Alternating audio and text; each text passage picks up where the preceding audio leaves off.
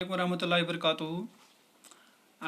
Open your book at page number 40, General Science of class 6th. Students, as you know that we have discussed separation of substance methods. इसके जो methods हमने discuss किए हैं उसमें से हमने winnowing, threshing और कल हमने decantation और loading के बारे में बात की हैं. So today let us discuss about the distillation. Distillation के बारे में आज हम जानकारी हासिल करेंगे.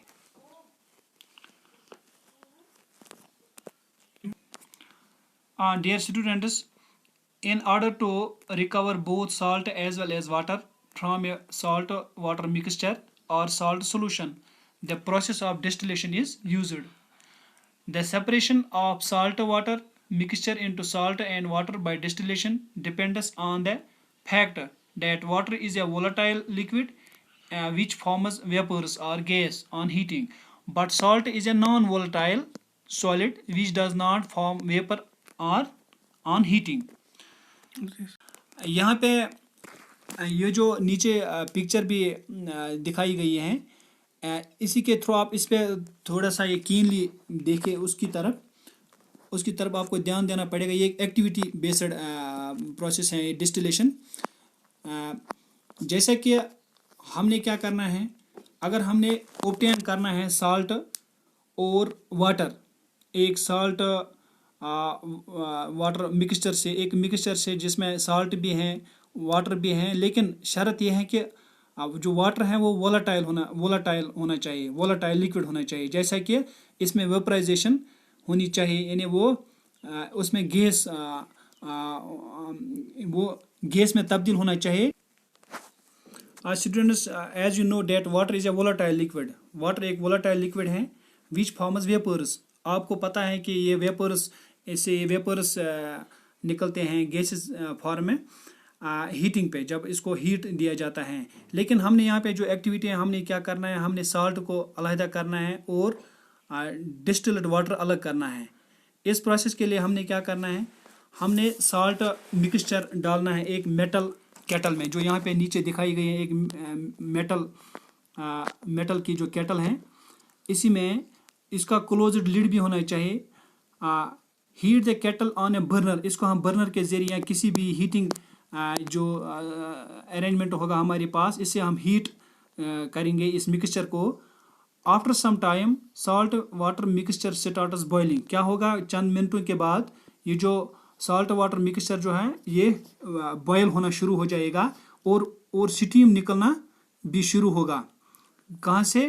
From the spout of the kettle. जो केटल की जो ये सिपावट है, जो यहाँ पे ये दिखाई देता है सिपावट केटल की, वहाँ से ये बुखारात निकलना शुरू आ जाएगा. तो यहाँ पे फिगर में भी आप देख सकते हो. हम उसके बाद करेंगे take a frying pan with a wooden plastic handle. Frying pan हम रखेंगे हाथ में आगे, लेकिन वो भी जो फ्राइंग पैन है इसका लाजमी होना चाहिए एक वुडन या प्लास्टिक हैंडल होनी चाहिए, ताकि it is a good conductor of heat.